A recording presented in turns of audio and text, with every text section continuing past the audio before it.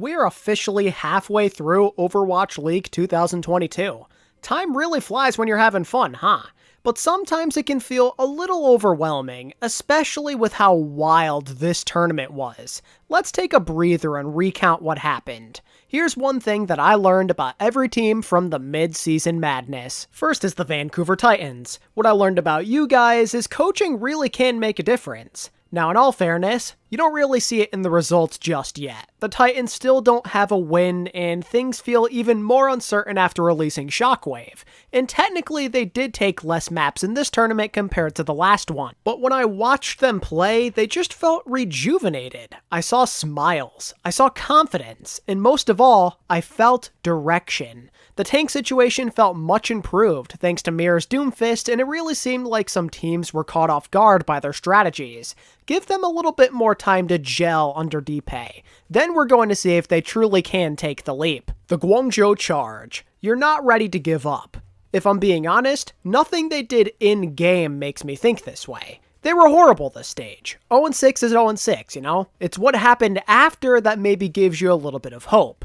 The Charge took a deep look in the mirror during the break and decided it was time to make a change. I like that they're making personnel changes. It shows that they actually care. They're not going to treat this like another throwaway year. They want to improve and not be some sort of laughingstock. And what better way to do this than with a group of new hungry players? There's no guarantee it'll be enough to make this team decent, but a DPS duo of Aprita and Choi, it really doesn't sound too bad at all. And having a stronger main support in Xerneas, aka Yveltal, is certainly going to help too.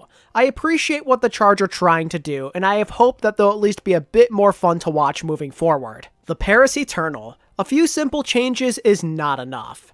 Yeah, Paris might have made DPS changes and all that are maybe in the best interest of their team in their eyes, but that does not mean all of their problems are going to magically resolve. It's going to take a lot to dig themselves out of this big time hole, and I fear it's already too late. If there's any good things to take away from this stage, they were definitely more competitive. A couple close battles here and there, plus their first win is definitely a start. But in return, the inconsistency is absolutely still there. I'm not exactly sure what J-Mac's plan is here, but him and the boys better think fast because time's almost up. If the comeback is gonna happen, it's gotta start right now. I just hope it isn't too late. The NYXL. The parts are never greater than the sum. I know this may sound pretty cheesy and unoriginal, but it's the truth. The NYXL showed off some major bright spots during this tournament, but nothing that consistently seemed to stick to the wall. Think about it. They almost beat a couple good teams, but almost could have became a reality if their teamwork was maybe a little bit better. When guys like Gundam Jin and Yaki are popping off that hard, you'd think it would be enough, but their efforts just aren't where they needed to be despite how hard they carried. The teamwork was just too weak for it to matter. Anyone can shine on a bad team, but does it really matter if you aren't winning? There's gotta be some sort of cohesion, you know? I can feel the confidence in people like Kellen, for example, maybe growing, but something's gotta push him over the top. This roster is pretty talented, and I think they're capable of a lot, but until they get out of their own heads, they'll be nothing more than league bottom feeders. The LA Valiant. Improvement is improvement. It may not feel that way for Valiant fans since they weren't exactly as competitive as last stage, let's say, but hey, they still did get more wins this time around. That's gotta count for something, right? Reverse sweeping the Philly Fusion was pretty epic. I mean, you could truly feel the potential. They just need another push now. It's a matter of finding that correct lineup. There's got to be a bit less experimenting. And who knows? Maybe just having Marvel around for longer is going to help too. I wouldn't get all that discouraged if you're a Valiant fan. No Hill is a pretty great coach, and if anyone could lead this team now, then I think it has to be him. Let's see how they handle things after the break. The Boston Uprising. You are quietly showing improvement. Appearance-wise, Boston really didn't do that much. I mean, they basically did the same as the kickoff clash. They won just as many games. However, there was a difference I feel when it came to the confidence that they displayed. The entire roster showed much better teamwork, and as a result, guys such as Crimzo and Valentine took a notable leap. It's a miracle. People were working together. And guess what happened? Boston showed a lot more fire in their gut. There was only one match that they truly weren't in. It's better than nothing, I'd say, and their efforts are definitely something you have to keep in the back of your mind. They are very much in contention for a play-in spot this year still. It may take a little bit of luck and a bit of a hot streak, but it's pretty doable. Hopefully the new meta that comes their way keeps them afloat. The Chengdu Hunters. Things are slowly coming together. This stage was much better for Chengdu. A lot of meta changes really seemed to put things back in their favor. Wrecking Ball, Double Flex Support, Sojourn, they all did numbers for their confidence. I'd say out of their 6 games in the qualifiers, there was only one that left you feeling unimpressed. And it's also worth mentioning that their map differential is barely negative at this point on the year. They're still a deadly foe that you have to take seriously, and all it really takes is one tournament run this August, or beyond that even, and they'll be breathing down their competition's neck. But part of me worries deep down that this whole budget thing is holding them back from true greatness. Jinmu, he's honestly been better than I thought so far, but he still is playing some stuff that maybe isn't exactly his forte. And imagine if they still had their Brig player, or Faraway to play some Ana. And yet, even with all of this stuff in mind, this Chengdu roster still is somewhat overcoming the odds. It's truly incredible to me. The top 4 in APAC better keep their guard up, because they gotta watch out for these guys. The Washington Justice. Some things never change. Disclaimer, the Justice were not as bad as I'm making them out to be. A 2-4 stage very well could have been 4-2 if they played a bit cleaner. However, you gotta criticize them here, you know? They weren't taking home winnable games. They weren't clutch enough. And the fact that they almost lost to Vancouver of all teams is pretty concerning. I feel like I'm living the same reality as last year, and I absolutely hate it. The Justice are their own biggest enemies. They show you promise one stage, then brutal struggles the next. They're so incredibly slow to adapt. This team has a below, yes, you heard me right, below 500 win percentage. They could still easily get back into the top 8, it's not impossible, but this constant roller coaster ride is something to be worried about. You're not going to go far in this league if you can't be clutch when you need to. The boys have to step up. I need to see more out of Krillin like I saw at the end of the kickoff clash. I need more of the mag of old. I need more explosiveness from Decay. Wake up, Justice. There is still time to right the wrongs of the past and be something great. It's time to act. The Toronto Defiant. I can't get a proper read on you still. This roster might be one of the most confusing I have seen in a long time. I simply do not get them. Like, they weren't terrible this stage. They had some good moments. The qualifiers weren't awful. They weren't getting smoked every single game, and they did show some improvement over time. I appreciated their efforts in the tournament, too. I gotta give a lot of credit to Hisu. I mean, his Sojourn was very good, somewhat underrated in my eyes, and Twilight had some nice moments, too. But at the same time, it's so hard to take this team seriously. For every couple of good moments, there was a couple that confused you in return. They give off major gatekeeper vibes. I don't really see them as a dark horse at all. I feel like they can sometimes catch a team off guard, but it's never for the entire series, it's only for individual maps. They're way too easy to get a read on. Toronto are good enough to stick around, but not special enough to be remembered. It's an endless loop with no end in sight. And unless they get the perfect meta, this could end up being their fate for the entire year. The Florida Mayhem. You were born for the spotlight. This Florida team is scrappy, man. After the mediocre stage they had to get to the big dance, I expected them to go out without much of a fight at all. They failed against high-level teams time after time, and their record took a major hit. But as all great teams do, they responded to this adversity by showing some amazing clutch moments during the tournament. It was fantastic to watch. The composure from these guys was so great. They lost badly to Houston in the first round, but never really let it affect their mindset. They didn't dwell on the past, and as a result, we saw them beat a rival team in London and nearly got by Philly as well. That's pretty good for a team with little to no expectations, kind of coming off a cold streak. It goes to show that this group is always going to be a threat. Even when they're in a slump, you've got to take them seriously. At this point, Florida just have to hold on. Their schedule is going to lighten up a bit towards the start of September, and with Exy getting back into the swing of things, they could end up posting a pretty decent record this year. The Mayhem are not a team you want to run into come playoff time. They give me major 2020 Valiant vibes. These guys are clutch, and I'll leave it at that. The Philadelphia Fusion. You always come alive when it matters. This Fusion team is so interesting to me.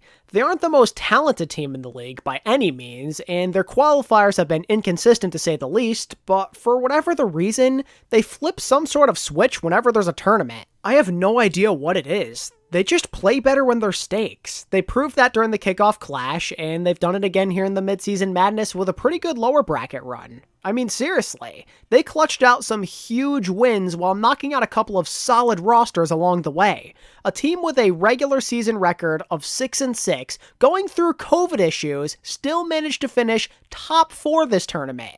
That is unreal. They may not be the most consistent team in the world, but they're a persistent bunch. It is tough to keep them down. They can really be your worst nightmare if you are not prepared. They can get hot at a moment's notice. There's really no reason to believe that they're going to stop being a threat either. That's the scary thing. They're young, so in theory, they're only going to get better. Keep a close eye on the boys in orange, ladies and gentlemen. They're going places. The Atlanta Reign. Your experience is very obvious. I know this team has a lot of new pieces that are young, but pretty much every player on this team has experience playing well under pressure. People like Hawk and Kai literally went to a grand finals last year, but then you have OG and Ultraviolet who grew very accustomed to winning prior to joining the league. They thrive for these specific moments. Even if they aren't always prepared during the qualifiers, they find ways to wake up when everything's on the line. They're like a more experienced version of the Fusion.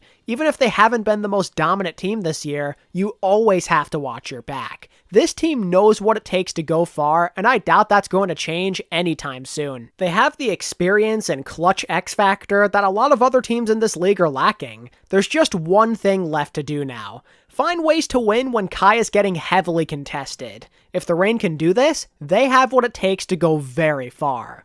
But nonetheless, no matter what happens, they're still a pretty scary team that are doing well for themselves. And for that, I am proud of them. The London Spitfire. You're in a good place. Here's the mindset with London. They aren't some world-breaking team who can win a championship this year, but they have proven time and time again this year they are worth paying attention to. Maybe their tournament results aren't what they wanted it to be, but they played hard, and that's all you can really ask. The fact that they're even in this kind of position to begin with, knowing what most people's expectations were for them this year, is incredible. Hottie, Sparker, Backbone, they've been standout players as of late, and the team itself never goes down without a fight. They're like a solid overall team, which is something I never thought I'd ever say. You have no choice but to respect the London Spitfire. They did some great work this stage. And what I love about this team is they keep striving to do better. They're never satisfied. The confidence, the teamwork, the flexibility, it's constantly improving. So, when I really think about it, for those non-super elite teams, London's a problem. Simple as that. The Houston Outlaws. You are clutch, but never when it matters. There are positives and negatives to take away from the Outlaws this stage. On one hand, Houston won more map 5s than I've ever seen in my entire life. Historically, they tend to fail epically in these types of scenarios, but it really goes to show that this roster is pretty different compared to those previous ones. They have guys that actually thrive under the spotlight, but man, it never feels like those map 5 victories come when it matters. They seem to come in the qualifiers more than anything else. The Atlanta one was cool, but you could argue that they probably shouldn't have won that one. The only exception I can think of in terms of like a super clutch win was the Toronto game, but that's somebody you expect them to defeat.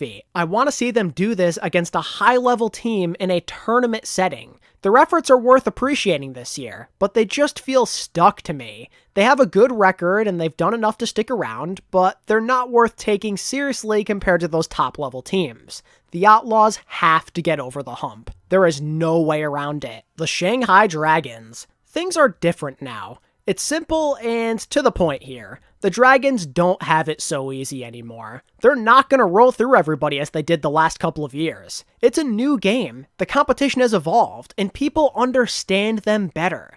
If they want to get back into peak form, they're going to have to get more innovative. There is no cruising to a second straight championship in this league. This will be their hardest journey to date. If they truly still are capable of greatness, they're going to figure it out. The second half of the season will be very telling on if they still have it.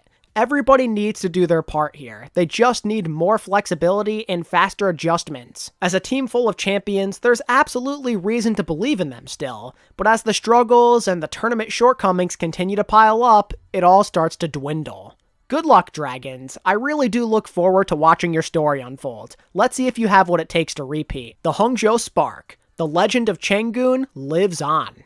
God, how does he always do it, man? It's insane. No matter where this dude goes, you just get so confused. The Spark weren't anything special heading into this tournament. Like, not a bad team, but not one that you'd expect to do serious damage. But there they went, absolutely blowing my mind along the way. The ending where they somehow lost to Philly was a bit of a head-scratcher, but like, they still did really good for themselves. Taking the Gladiators to a map 5 is proof in itself, is it not? The Spark showed that all it really takes is the correct week, and suddenly, they're a danger to everybody. I mean, that DPS line though. Shy and alexyOWL, they killed it last week, man. Shy Sojourn was world class, and I cannot stress that enough, and I think that alexyOWL has continued to be a pretty versatile player. This Spark team made a great step in the right direction. The only question is this a Chengdu fluke, or is it the real deal? Guess it's only a matter of time until we find out. The Dallas Fuel. Your adaptability is concerning me. This is starting to become a growing theme with this group this year. Meta changes and poor flexibility is costing the Fuel big time. Part of me thinks they're still living in the past. It's almost like they haven't registered in their heads yet that things are not what they used to be. The glory days of Fearless coming in and saving the day among others is gone. Just as I said with the Dragons, the Fuel have a target on their backs. They can't get away with the same stuff anymore. They have to figure some stuff out and adjust to the times. You needed a solid Sojourn player, but you didn't really get one. You needed to be excellent at double flex support, but you weren't. I want to see the Dallas Fuel do more and adjust in these types of areas. I want to see them play at the level that I know they're capable of. But the fact of the matter is, the best teams persevere even through the meta changes. This Dallas team is doing perfectly fine record-wise, but beneath the surface, they're insanely beatable. Improving their flexibility over the break is an absolute must. If not, they'll be watching the grand finals from home yet again. The Seoul Dynasty. Things can't always be perfect. Oh man, where did it all go wrong? Seoul really embarrassed me with those Preds, huh? They were doing perfectly fine throughout the qualifiers. They looked really good. I cannot believe that they ended up fizzling out the way they did. It's so crazy to me. They seemed like they were at the top of their game. Maybe that loss to Philly truly was a sign. Or maybe this was just a poor week for them and they just weren't prepared. Who knows? Regardless of the why, they ended their midseason madness in the most disappointing way possible. Not a single win to their names, and losing to the first round opponent that they handpicked, mind you, is pretty embarrassing. It's not exactly worth giving up on them just because they had one bad week, but this is the kind of stuff that you do not forget about. There's going to be questions on if they're ready come playoff time now. Flopping in a global competition like this is gonna stick with you. Now it's on the Dynasty to not let it get to them. I still plan to believe in this group since they already proved that they can be good in a tournament setting, but what I'm saying is they've got a lot more to prove now. The LA Gladiators. You are the best team in the league. I don't think there's any doubt currently. The Glads have now won back-to-back tournaments, and this time they showed that they can literally beat anybody regardless of the region. This team has continued to come up clutch despite having monumental expectations on their shoulders this year. Pressure is a non-factor. They're past all that. It is purely a win-now mentality, and they have all the tools to make a championship run. Patty and Reiner, as rookies, have been fantastic, and all the vets have looked extremely reliable still. LA has one hell of a rotation going. This team plays with incredible poise no matter what the meta is and no matter who their opponents are. I absolutely love where this team stands and have nothing bad to say. There is no reason whatsoever to not believe in them at this point in time. The Glads are the new big name with a target on their backs, and I'm curious to see how they respond. The best teams in the world find a way to persevere through that. Are the Glads the same?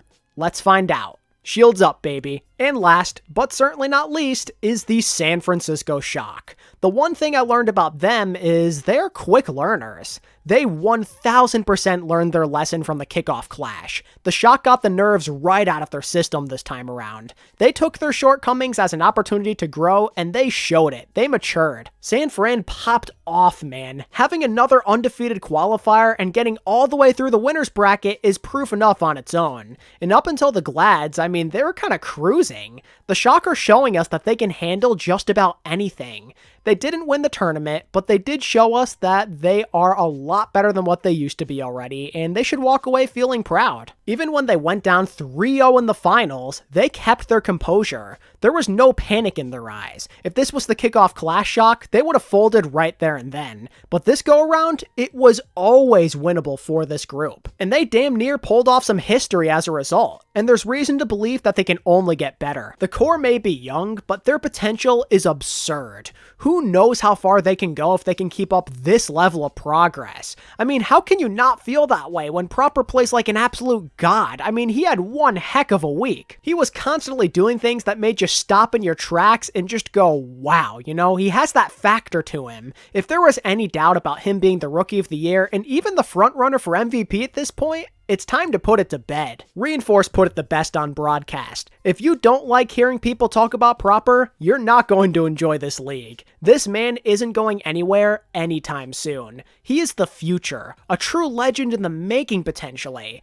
This is only the beginning of what could be one of the greatest careers we ever see. Him and the Shock both have a bright future. It's time to accept it. Buckle in, ladies and gentlemen. The Proper show has only just begun. But anyway, I think you kind of get the point by now, right? So let's leave it at that. That is one thing that I learned about every team from the midseason madness. What are your thoughts, and what lessons did you learn? Let me know in the comments below. And if you enjoyed this video, it would mean so much to me if you could like and subscribe. And until next time, this is ATP, signing out. Peace.